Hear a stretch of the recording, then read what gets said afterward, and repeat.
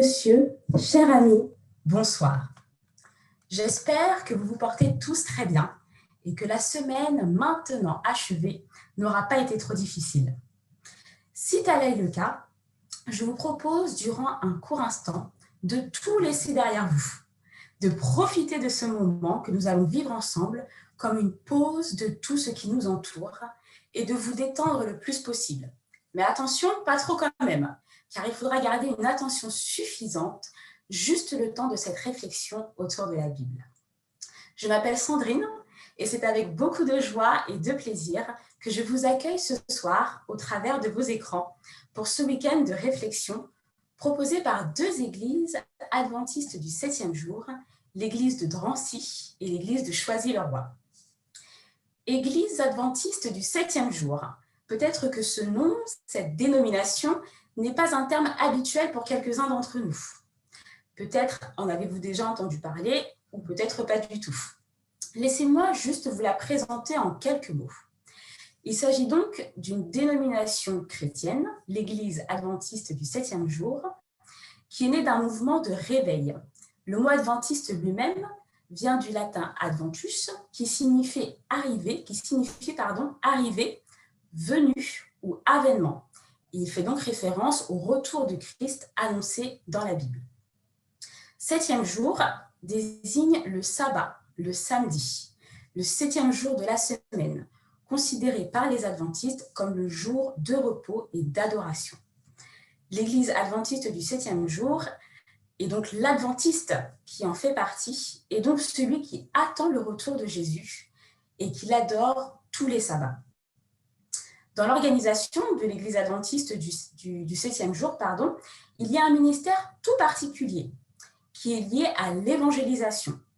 C'est donc le fait d'apporter cette bonne nouvelle du retour de Jésus. Et ce soir, c'est le ministère personnel qui vous propose ce week-end tout particulier. Donc, le sommaire, comment va se dérouler un petit peu ce week-end, comme vous le savez, il sera en 3 parties, 3 soirées à partir de 19h. Donc, le thème principal est le sabbat. Tout savoir sur le sabbat, la Bible en main. Le pasteur Martial Henry, pasteur de l'Église adventiste du 7e jour, donc, échangera avec nous sur 3 questions. La première, donc ce soir, d'où vient le sabbat et pourquoi apparaît-il dans la Bible? Demain soir, nous nous pencherons sur la question suivante que vous pouvez voir à l'écran. Le sabbat est-il aboli ou a-t-il été modifié? Et enfin, dimanche soir, ce sera donc un temps d'analyse de 3 arguments bibliques contre le sabbat.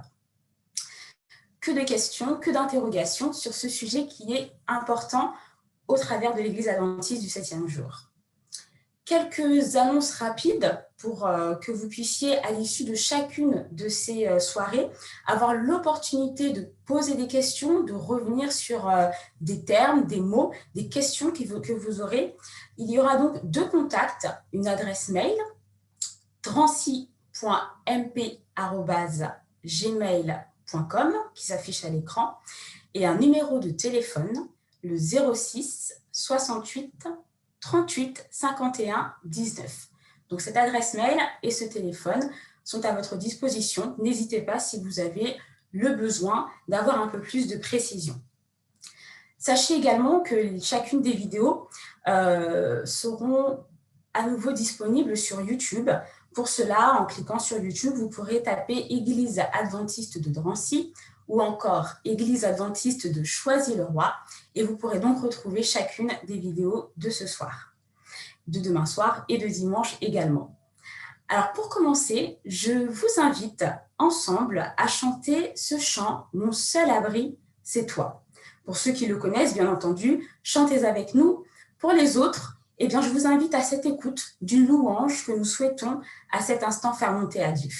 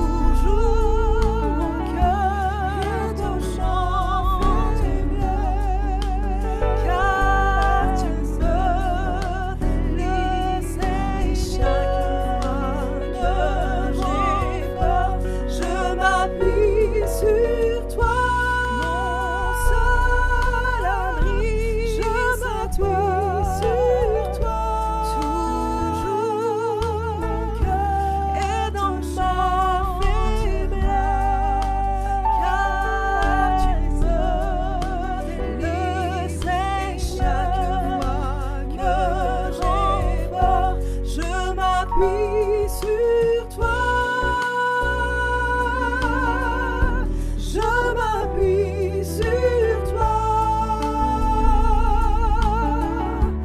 Et dans ma faiblesse,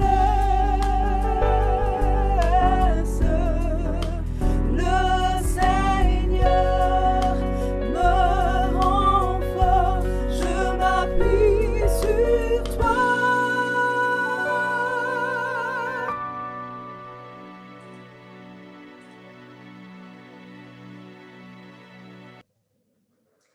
D'où vient le sabbat et pourquoi apparaît-il dans la Bible? C'est le thème de ce soir. Jour si spécial pour les chrétiens et sujet de beaucoup de discussions, du peuple d'Israël à aujourd'hui, quelle est son origine et pourquoi est-ce une question si centrale encore aujourd'hui?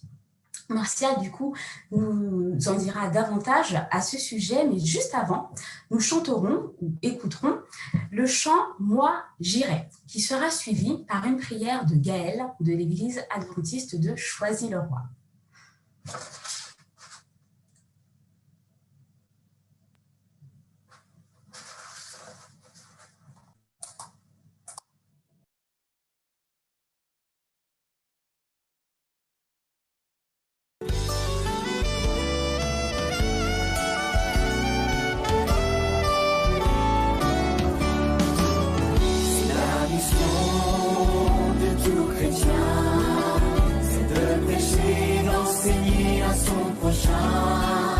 Seigneur, conduis-moi où tu veux, touche mes lèvres pour te glorifier.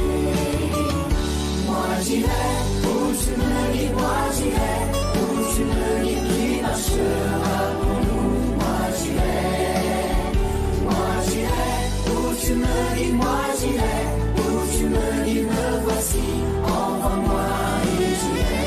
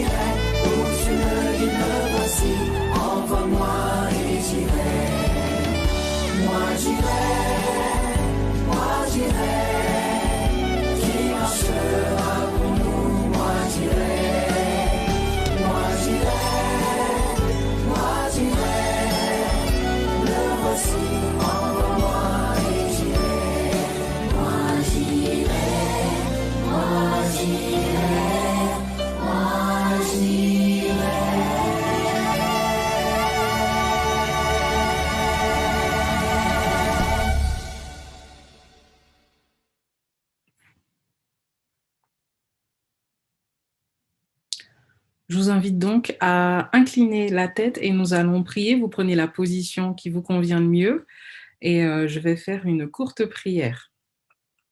Seigneur Dieu, merci. Merci déjà d'avoir permis que nous puissions traverser cette semaine avec, pour certains, des challenges, des épreuves, des difficultés, mais tu nous fais la grâce de nous permettre d'être là ce soir. Alors nous voulons profiter de ce sabbat pour te louer, t'honorer et surtout pour peut-être mieux comprendre les choses et comprendre le plan que tu as pour nous. Alors, je te prie de bénir tout le monde et de faire en sorte que ce moment soit vraiment agréable, riche et super intéressant pour chacun de nous. Que toute la gloire te revienne. Amen. Voilà, bonsoir à tous. Merci Gaël. Merci à tous ceux qui ont pris le temps de préparer ce moment spécialement pour vous. Je suis absolument parfaitement content d'être là avec vous ce soir et j'espère que nous passerons un temps suffisamment intéressant, pertinent, agréable pour que les spécialistes qui aiment beaucoup le sabbat puissent s'y retrouver. Ceux qui n'y connaissent rien puissent apprendre également des choses ensemble. Et je suis heureux de pouvoir être finalement le témoin du texte biblique parce que pendant les 3 jours qui vont nous accompagner, je vais vous accompagner, mais nous voudrions simplement mettre l'accent sur ce que nous dit la Bible. La Bible est la seule référence en termes de foi, en termes de confiance en Dieu.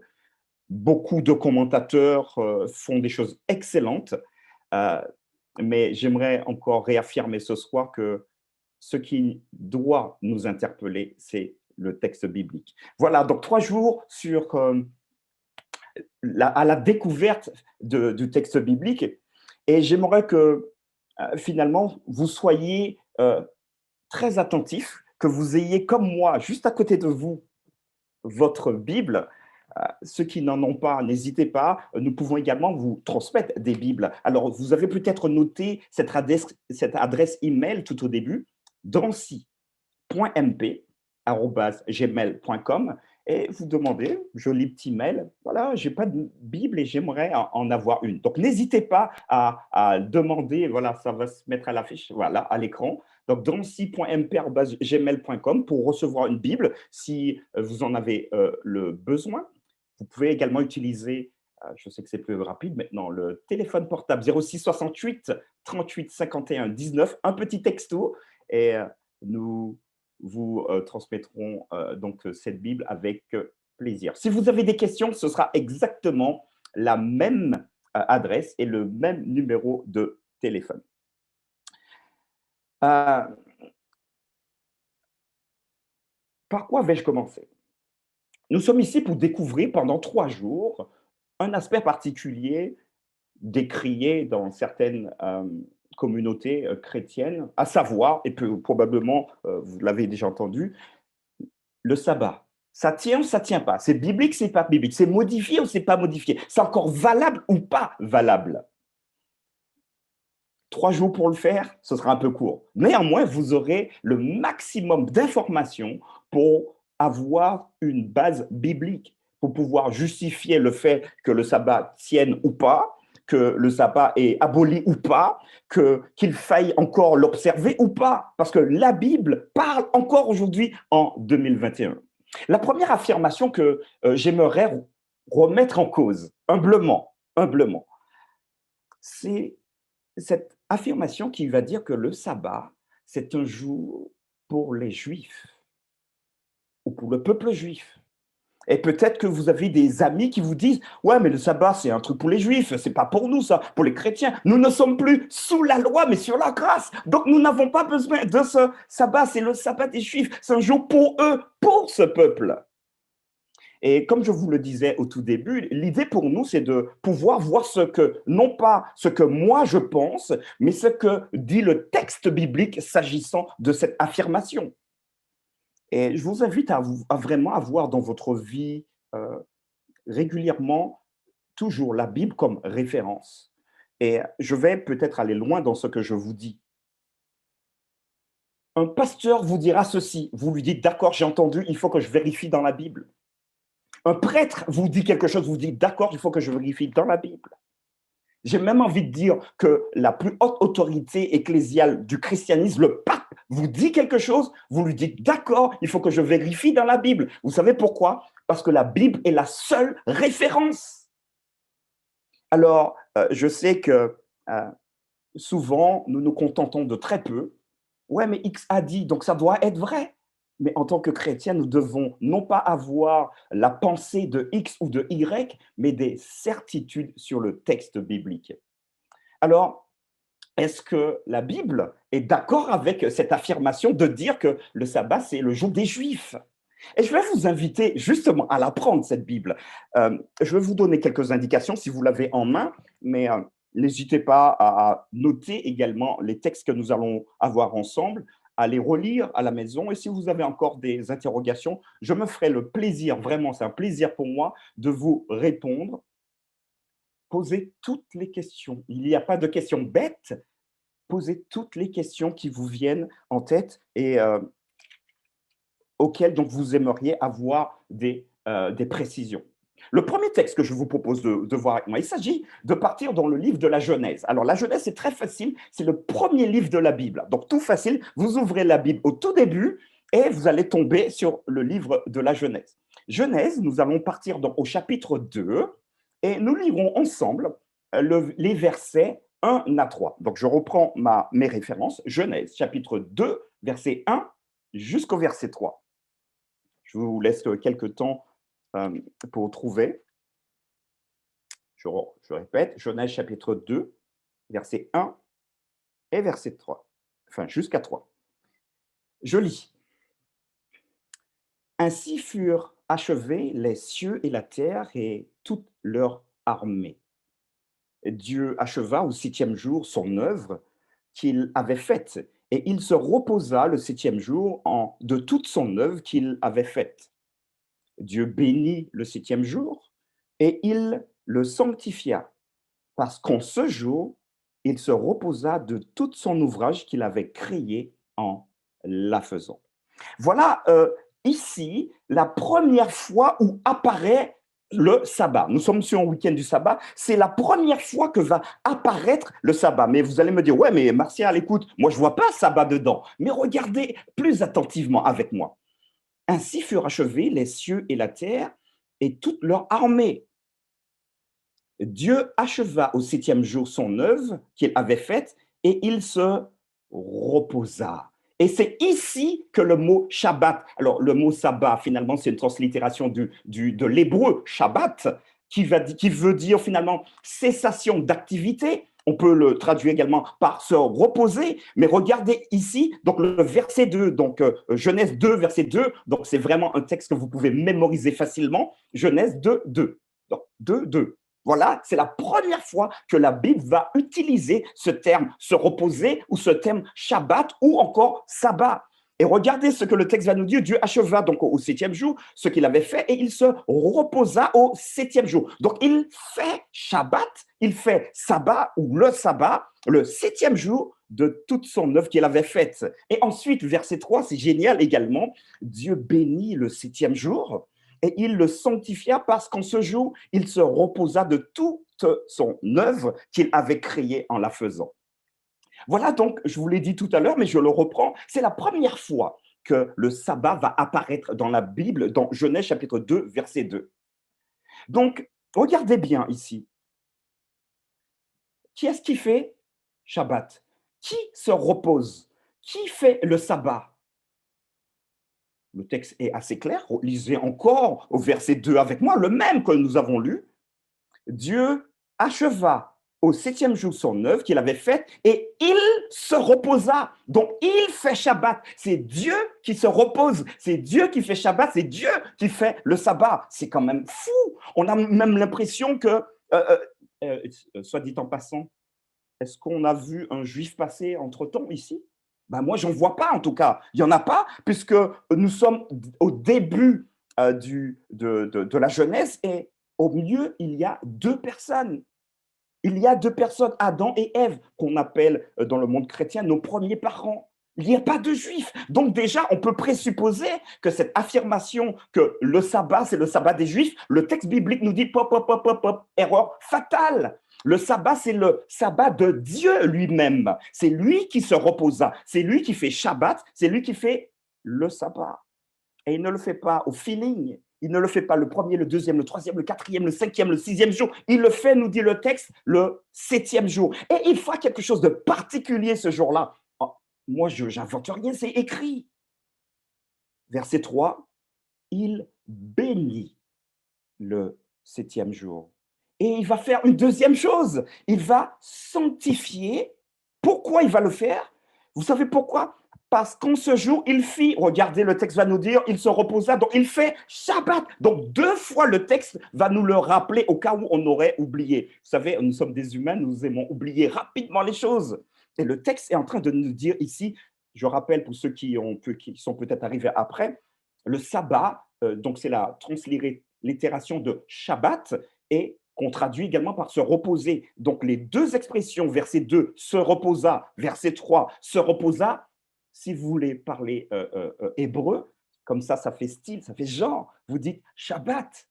C'est exactement ce qui est dans le texte. Et le Genèse va nous dire que c'est Dieu qui se repose. C'est lui qui fait Shabbat. Il va faire de toute son œuvre. Parce que finalement, il se repose. Pourquoi? Parce que c'est lui qui a travaillé. Est-ce que vous étiez là pour travailler à sa place? Non, je n'y étais pas aussi. Et on pourrait peut-être se demander, est-ce qu'Adam et Ève ont travaillé? Non, ils n'ont pas travaillé non plus. C'est quand même curieux. Il y a que ceux qui travaillent qui doivent se reposer. Si vous ne travaillez pas et que vous vous reposez, j'ai envie de dire qu'on est des fainéants, mais ce n'est pas ça l'idée. Ici, c'est de vraiment remarquer que celui qui a travaillé, c'est Dieu. Et j'aimerais quand même faire un petit focus parce que je le dis d'une manière, somme toute légère, mais Dieu, il n'est pas fatigué. Il n'est pas fatigué. Et d'ailleurs, je peux vous proposer un texte qui va le confirmer. Psaume 121, verset 4. Alors, ce livre, c'est l'un des plus gros de l'Ancien Testament. Alors, pour le retrouver, vous prenez, voilà, vous prenez un tiers, à peu près un tiers de la Bible. Le premier tiers, vers la fin, vous aurez la référence. Donc, Psaume 121. Psaume 121, verset 4, et regardez ce que le texte va nous rappeler, parce qu'on a l'impression de dire, s'il fait Shabbat, s'il se repose, oh mon petit Dieu, il est fatigué, donc il faut qu'il se repose. Mais regardez ce que le texte va nous dire, je lis au verset 4, voici, il ne sommeille ni ne dort celui qui garde Israël. Donc, le texte biblique est en train de nous rassurer, ne vous inquiétez pas, quand vous priez, quand vous vous adressez à Dieu, il ne dort pas, il vous écoute. Alors, on pourrait se poser la question, mais pourquoi il va se reposer? Pourquoi va-t-il se reposer? Nous le verrons juste après. J'ai souligné deux expressions il y a quelques instants qui va se passer le 7e jour. Il ne le fait pas n'importe quand, au petit bonheur la chance. Il va le faire le 7e jour. Et le verset 3, relisez avec moi, Dieu bénit le 7e jour. Dieu ne bénit pas n'importe quel jour. Il va bénir le 7e jour et il va le sanctifier. Alors, puisque je ne sais pas à qui je m'adresse, et il y a probablement des chercheurs, des gens qui connaissent, on va prendre les expressions qui sont utilisées ici. Donc, Dieu va donc sanctifier. Kadash en hébreu. Mais vous embêtez pas, si vous ne connaissez pas l'hébreu, ce n'est pas grave. Mais je vais vous l'expliquer. Kadash ou Kodesh. Et il y a une expression, Kadosh à Kedoshim. Mais bref, tout ça, ça veut dire mettre à part pour un usage saint. Donc, qu'est-ce que Dieu va faire pour le 7e jour? Il va le sanctifier Kadash, il va le mettre à part pour un usage saint. Ce n'est pas un juif qui a fait ça, ce n'est pas moi qui ai fait ça, ni un homme, c'est Dieu lui-même qui le fait. Il va faire donc, il va prendre le 7e jour, il va le mettre à part. Il n'est pas comme les autres. Ça veut dire aussi, dans ce terme sanctifié, on peut entendre le fait de le dédier pour un usage saint. Donc, si vous voulez dédier quelque chose à Dieu, alors bien évidemment, on peut le faire tous les jours, mais le jour par excellence pour le faire, c'est le 7e. Parce que lui-même, il s'est dit, voilà un temps que je vais mettre pour que tout ce qui se passe dedans soit saint, soit mis à part pour être en contact finalement avec moi. Parce que Dieu va dire plus tard, je suis saint et je veux aussi que vous le soyez. La deuxième expression qui va être utilisée ici, Dieu donc va, alors j'ai commencé par la deuxième, donc va sanctifier, mais au tout début du verset 3, il va bénir ce jour. Mais qu'est-ce que ça veut dire bénir? Tiens donc, bénir, bénions un jour. Ok.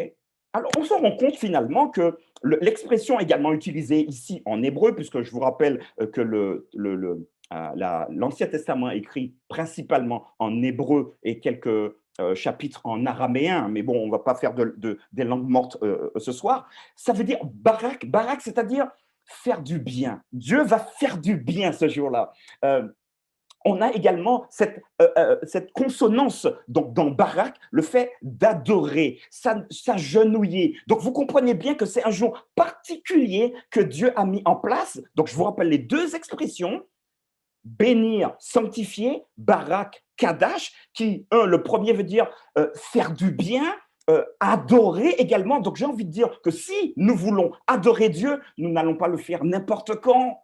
Bien évidemment, nous pouvons le faire le lundi, le mardi, le mercredi, mais le jour spécial qu'il a mis à part, qu'il a séparé des autres, c'est le 7e. Moi, j'invente rien, c'est écrit noir sur blanc. Donc, je me demande, donc la première question, pourquoi aujourd'hui on entend au sujet du sabbat, c'est le sabbat des Juifs?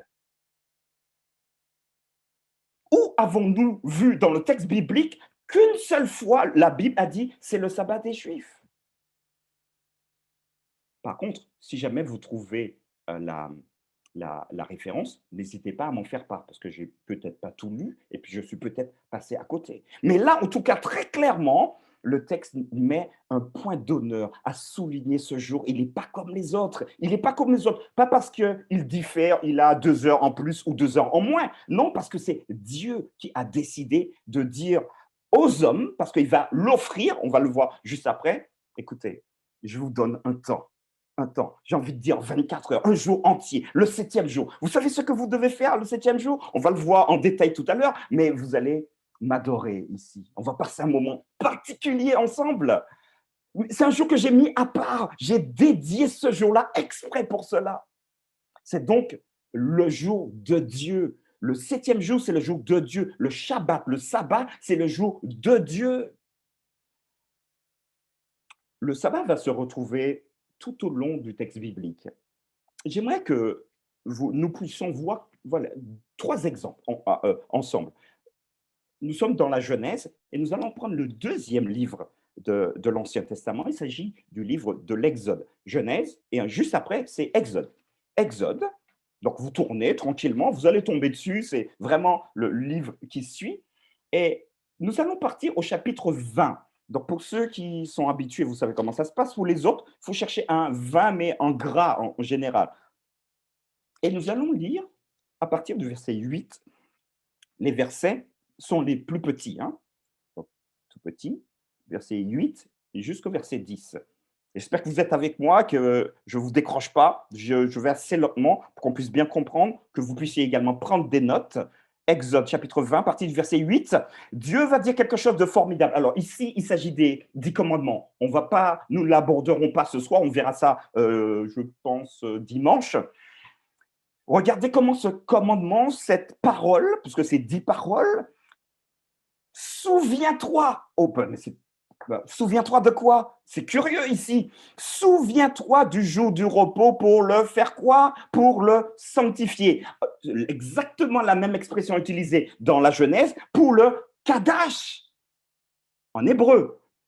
Donc pour le consacrer, pour le mettre à part. Donc souviens-toi. Si le texte nous invite à nous souvenir, c'est que parfois on oublie.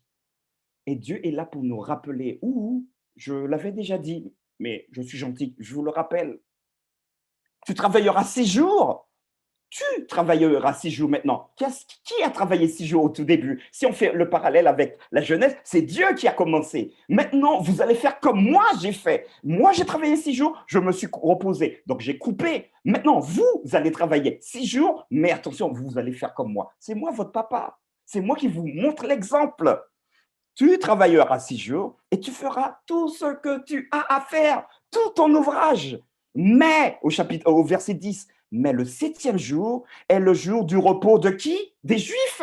Est-ce que c'est écrit ici? Est-ce que c'est écrit, mais le 7e jour est le jour du repos des Juifs?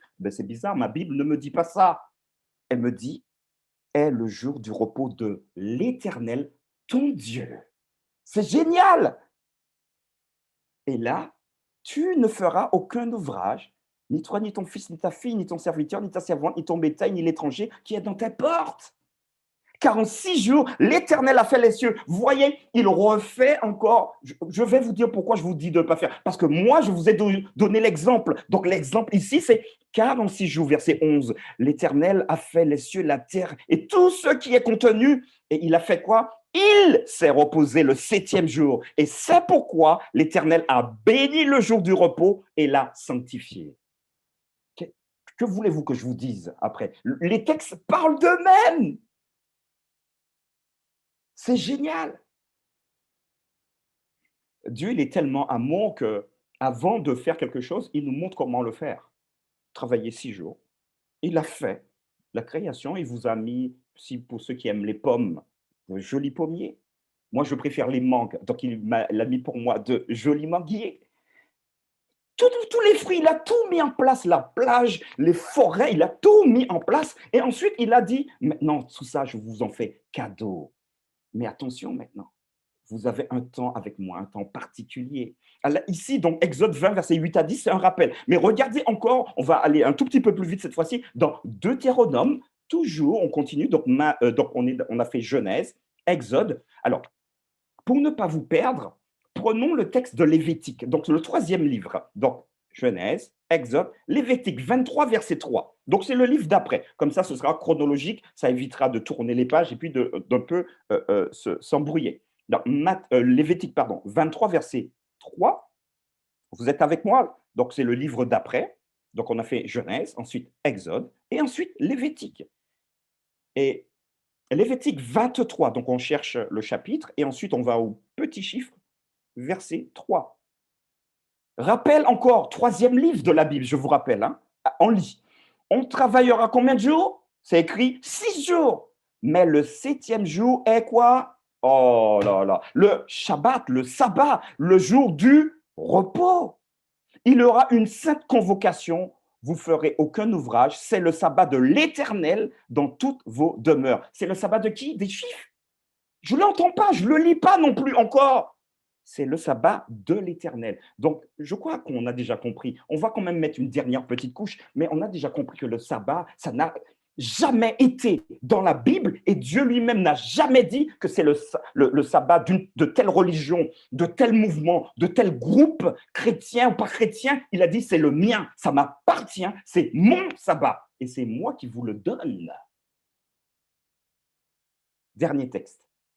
Pour simplement confirmer, je vous l'ai dit, nous allons affirmer. Tout ce que nous disons, nous voulons l'ancrer dans le texte biblique. Dernier texte, Deutéronome. Donc, vous continuez. Donc, on a fait Genèse, Exode, Lévitique. Juste après, c'est Nombre. Mais on passera celui-là. Et on va au prochain livre qui s'appelle le Deutéronome. Et nous allons au chapitre 5. Et nous verrons le verset 14. Deutéronome, chapitre 5, verset 14. Et je vais lire. Mais le 7e jour est le jour du repos de l'Éternel, ton Dieu. C'est quand même curieux. Le 7e jour, hein, le Shabbat, on l'a déjà vu, c'est le jour du repos de l'Éternel, ton Dieu. Tu ne feras aucun ouvrage, ni toi, ni ton fils, ni ta fille, ni ton serviteur, ni ta servante, ni ton bœuf, ni ton âne, ni aucune de tes bêtes, ni l'étranger qui est dans tes portes, afin que ton serviteur et ta servante se reposent comme toi. Dieu ne fait pas de préférence, mes amis. Quand il dit je fais quelque chose pour vous, c'est pas ah non, non, non, c'est pour ma religion, c'est pour moi, c'est les autres, non, pas du tout. Dieu n'a pas de préférence. Tous les êtres humains sont ses créatures. Donc, quand il met quelque chose en place, il ne le met pas pour un groupe particulier, il le met en place pour tout le monde. Je vous rappelle que si vous avez des questions, il y a une adresse mail à votre disposition, drancy.mp@gmail.com. Probablement, certaines personnes ne sont pas d'accord avec moi, mais restez sur tout le week-end. Nous allons encore découvrir des choses demain, à savoir, est-ce que le sabbat est aboli ou pas? Nous allons voir ce que la Bible va nous dire. Et ensuite, nous allons voir également des textes que certaines personnes donc, utilisent aussi pour dire, ben voilà, j'ai la preuve que le sabbat est annulé et aboli. Et nous allons également les voir ensemble. Donc, restez avec moi, restez accrochés. Donc, nous allons maintenant nous poser une deuxième question. À quoi va donc servir le sabbat? Ok, bon, d'accord, c'est le sabbat de Dieu, bon, d'accord, on a entendu, mais à quoi ça va nous servir? Est-ce qu'aujourd'hui, franchement, on a besoin de ça? Pour faire quoi? Alors, déjà, si nous avons ce raisonnement-là, nous sommes en train de dire à Dieu, en fait, ouais, bon, ton truc-là, il est désuet. Tu n'es pas à la page. mets à jour ton logiciel, Dieu. Nous, aujourd'hui, nous avons les téléphones, nous avons les ordinateurs, X écrans devant nous. Nous n'avons pas besoin de ça. Et d'ailleurs, nous pouvons dormir quand nous voulons. Nous pouvons nous reposer quand nous voulons. Donc, ton sabbat, il faut voir. À quoi, donc, peut nous servir le sabbat selon le texte biblique? Parce que je me rappelle également que Dieu a toujours raison. Revenons dans le premier livre de la Bible, toujours dans la Genèse, donc tout au début, au chapitre 2. Cette fois-ci, je vais vous inviter à changer de verset avec moi. Donc, Genèse chapitre 2, et nous allons voir les versets 21 à 24. Nous allons lire ensemble. Vous êtes avec moi? Donc, premier livre de la Bible, Genèse chapitre 2, versets 21 à 24. Vous y êtes, je lis à partir du verset 21. Alors l'Éternel Dieu fit tomber un profond sommeil sur l'homme qui s'endormit. Il prit une de ses côtes et referma la chair à sa place. L'Éternel Dieu forma une femme de la côte qu'il avait prise de l'homme et il l'amena vers l'homme. Et l'homme dit, voici cette fois celle qui est os de mes os et chair de ma chair. On l'appellera femme parce qu'elle a été prise de l'homme. Et au verset 24, c'est pourquoi l'homme quittera son père et sa mère et s'attachera à sa femme et ils deviendront une seule chair. À quel moment Dieu a fait cela? À quel moment a-t-il créé donc l'homme et la femme? La Bible va répondre. Si vous tournez peut-être votre page, une ou deux pages avant, nous avons cette activité de Dieu, cette création de Dieu. Dieu nous a créé l'espèce humaine, la race humaine, le 6e jour. 6e, juste avant le sabbat, juste avant de s'arrêter. Donc, on peut le voir à partir du verset 24, donc Genèse chapitre 1, verset 24. Et ici, à partir du verset 24, est décrit tout ce que Dieu a fait le 6e jour. Donc, juste avant le sabbat, et on va le lire rapidement parce que le texte est joli, que la terre produise des animaux vivants selon leur espèce, du bétail, des reptiles et des animaux terrestres selon leur espèce. Et cela fut ainsi. Dieu fit les animaux de la terre selon leur espèce, le bétail selon son espèce, et tous les reptiles de la terre selon leur espèce. Dieu vit que cela était bon. Verset 26, Dieu dit, faisons l'homme à notre image, selon notre ressemblance, et qu'il domine sur le poisson de la mer, sur les oiseaux du ciel, sur le bétail, sur toute la terre, et sur tous les reptiles qui rampent sur la terre. Verset 27, Dieu créa l'homme à son image, il créa à l'image de Dieu, il créa l'homme et la femme. Donc, il ne va pas faire ça n'importe quand, il va le faire le 6e jour, juste avant. Revenons donc au chapitre 2. Vous avez un homme qui va donc accueillir sa femme pour la première fois. On est au 6e jour.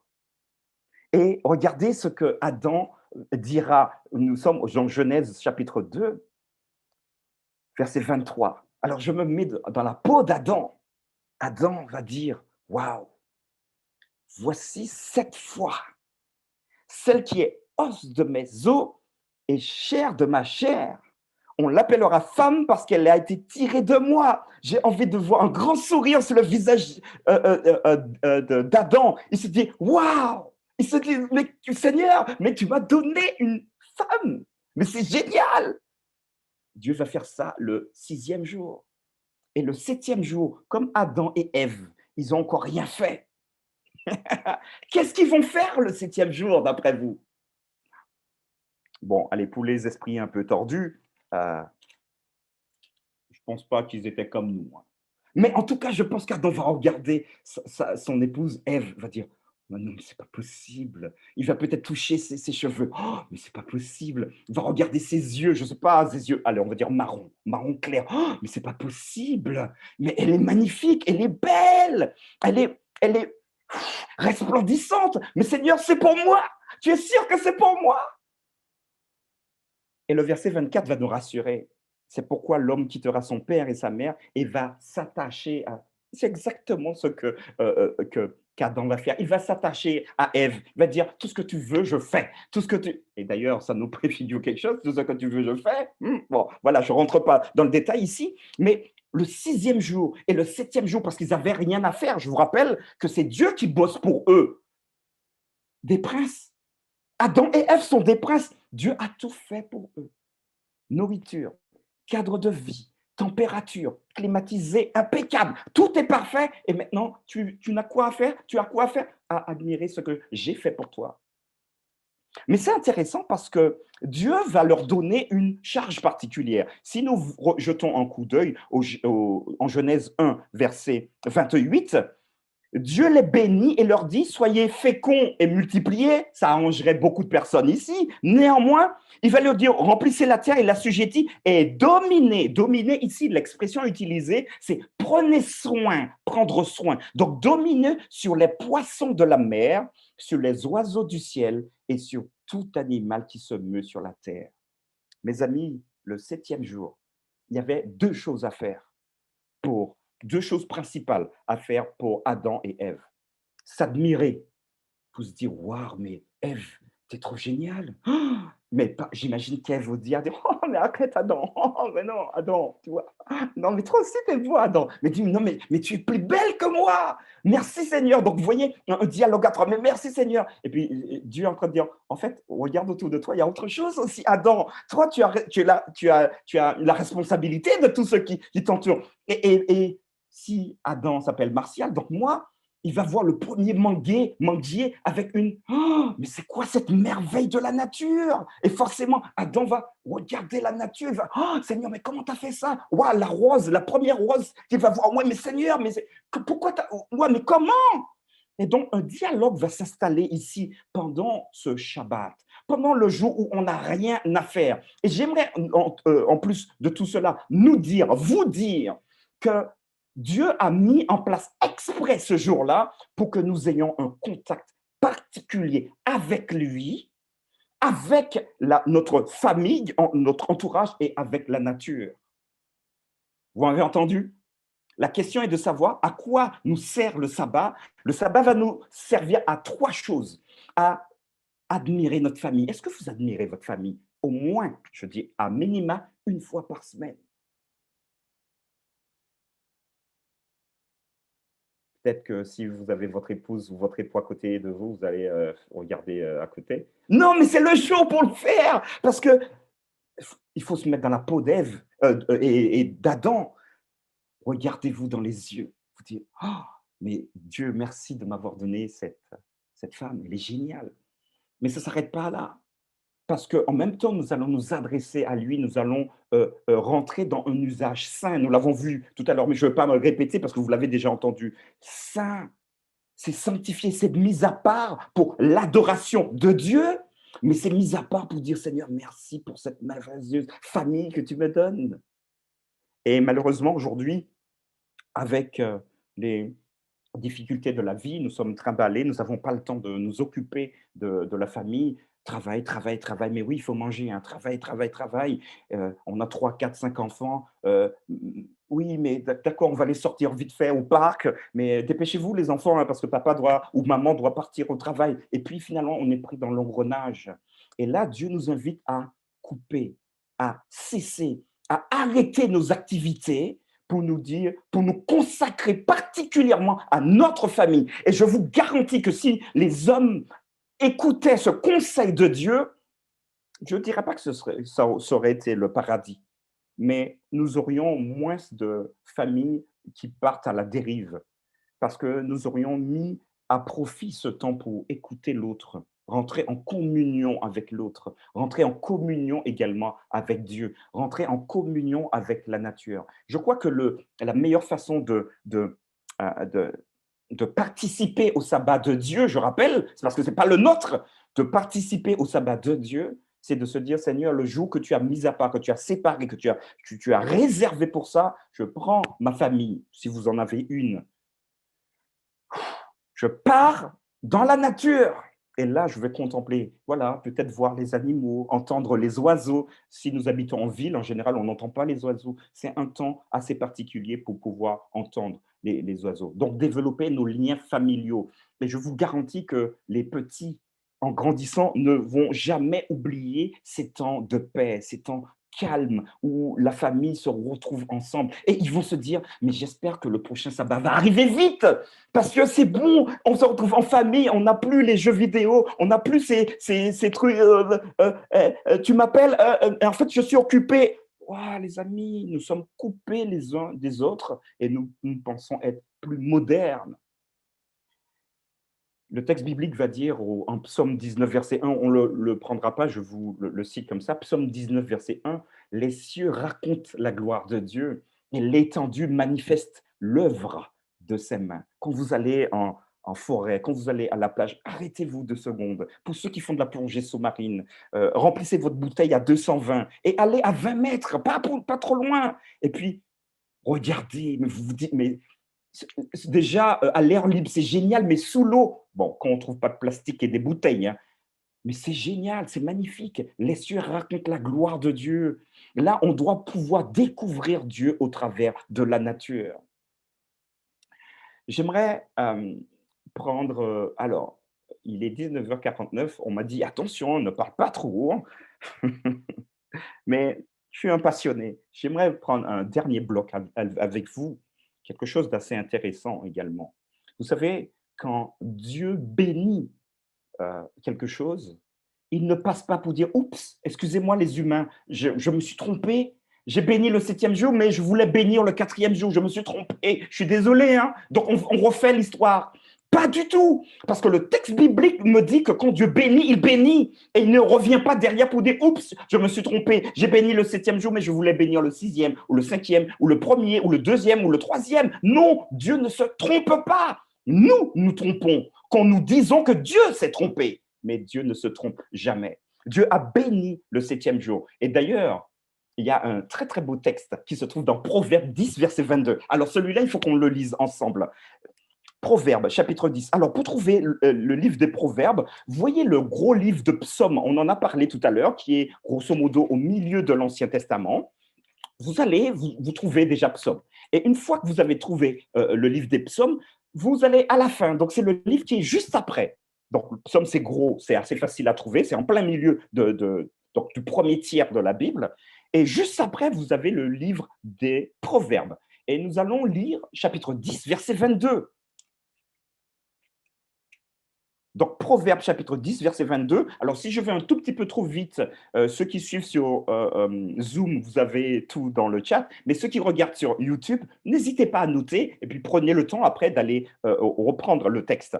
Proverbe chapitre 10, verset 22, je lis, très beau texte. C'est la bénédiction de l'Éternel qui enrichit et il ne la fait suivre d'aucun chagrin. Vous avez entendu, les amis? Ça, c'est une petite perle biblique. La bénédiction de l'Éternel n'est suivie d'aucun chagrin. Ça veut dire que quand il bénit quelque chose, la chose est bénie, j'ai envie de dire, à vie, mes amis. Il ne se trompe pas. Et d'ailleurs, je vous propose de voir cette merveilleuse histoire. Il s'agit de 2 hommes. Je vais vous mettre en contexte avant de voir ce qui s'est passé. Un homme qui s'appelle, c'est un texte biblique, bien évidemment, il s'appelle Balak. Balak, c'est un roi d'une ville qu'on appelle Moab. Donc, Balak va se dire, voilà, le peuple de Dieu, il commence à me casser les pieds un peu là. Mais je ne sais pas comment les prendre, je ne sais pas comment les déborder pour les détruire. Et puis Balak, donc ce roi qui veut faire du mal aux enfants de Dieu, va avoir une idée pour lui judicieuse. Ah ben oui, voilà, je vais appeler un voyant, un prophète. Au début, alors le voyant n'a pas la même consonance péjorative que maintenant, mais un prophète, je vais l'appeler. Et puis, comme je sais que les prophètes sont des gens qui, voilà, ils sont saints, je vais demander à ce prophète-là de maudire le peuple de Dieu. Comme ça, je vais leur faire la fête, puisque Balak n'y arrive pas. Donc, il va appeler, donc ce prophète qui va s'appeler Balaam. Et Balaam va venir, ok, Balak. Alors, je vous passe l'histoire, mais soit dit en passant, il avait ramené 3 grosses mallettes d'argent. Si tu fais ça pour moi, je t'ai payé bien comme il faut. J'ai modernisé le texte ici. Et donc Balaam va arriver. Il arrive et finalement, il dira, tu sais quoi, j'ai un petit problème avec ce que tu me demandes. Euh, Tu me demandes de maudire, ok? Je veux bien le faire, hein, mais ça va être difficile pour moi. Tu sais pourquoi? Parce que qui peut maudire ce que Dieu a béni? Et je vous donne le texte maintenant, on va le lire. Nombre, donc on revient tout au début maintenant. Donc Genèse, Exode, Lévitique, Nombre, quatrième livre de la Bible, Nombre chapitre 23. Donc je reprends Genèse, Exode, Lévitique et Nombre. Donc voilà, quatrième livre, chapitre 23. Donc vous cherchez un gros 23 et les versets 7 à 9. Ce sera presque le dernier texte qu'on verra ensemble. Nombre 23, versets 7 à 9. Vous êtes avec moi? Nombre 23, 7 à 9. Je lis. Balaam prononça son oracle, hein, vous vous rappelez, et dit, Balak m'a fait descendre d'Aram, le roi de Moab m'a fait descendre des montagnes de l'Orient.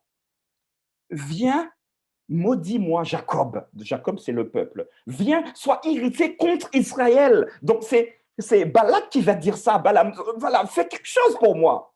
Et voilà le verset 8 qui nous intéresse. Balaam va répondre. Comment maudirais-je celui que Dieu n'a point maudit? Comment serais-je irrité quand l'Éternel n'est point irrité? Il est en train de nous dire, mais comment je pourrais maudire quelque chose que Dieu a béni?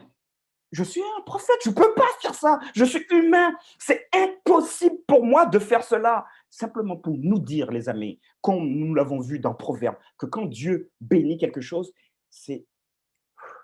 nous avons tout intérêt de rentrer dans cette bénédiction, parce qu'il n'y a pas de malédiction dans ce qu'il bénit. Et même quand un homme essaierait de maudire ce que lui-même a béni, vous pouvez avoir la tête haute pour lui dire, fais ce que tu veux, c'est Dieu qui a béni, je prends la bénédiction qu'il me donne. Ici, j'aimerais faire un petit aparté. Alors, je ne vois pas Jean-David, donc ça va, ça veut dire que j'ai encore un peu de marge. Un petit aparté, mais très, très rapide, pour nous rappeler que quand Dieu met un socle pour nous, il nous invite à rentrer, à nous poser, à nous fixer, à nous rifter sur ce socle pour être solidement en communion avec lui. J'aimerais finir en nous disant, en revoyant déjà donc, les questions que nous nous sommes posées. D'où vient le sabbat? Maintenant, vous le savez. Le sabbat n'a jamais été édicté par un homme. Jamais. La Bible ne l'a jamais dit. D'où vient le sabbat? Nous l'avons vu, le sabbat vient de Dieu lui-même. Et je rappelle au passage qu'il ne s'agit pas du sabbat des Juifs, d'une communauté, de X, de Y, c'est le sabbat de Dieu. Ça lui appartient, c'est lui qui l'a mis en place pour nous. Le deuxième élément, nous sommes dit, ouais, mais d'accord, ok, il y a tout ça. Qu'est-ce qu'il faut faire le jour du sabbat?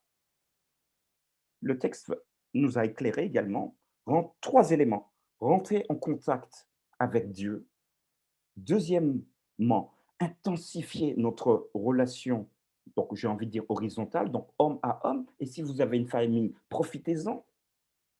Et le troisième volet, nous occuper de la nature, contempler la nature.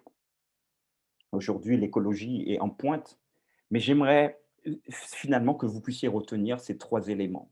Alors, aujourd'hui, quand vous entendrez, ouais, mais le sabbat, c'est le sabbat des Juifs, vous allez fièrement dire, c'est ce que tu crois, mais je t'invite à venir avec moi. Nous allons étudier le texte biblique et tu verras avec moi que le sabbat, c'est quelque chose de formidable, mis à part par Dieu, béni, où il nous invite à rentrer en communion l'un avec l'autre et avec lui et avec la nature. Et tu sais quoi? C'est même pas à nous ça, c'est à lui et il nous l'offre. Et il nous a montré l'exemple.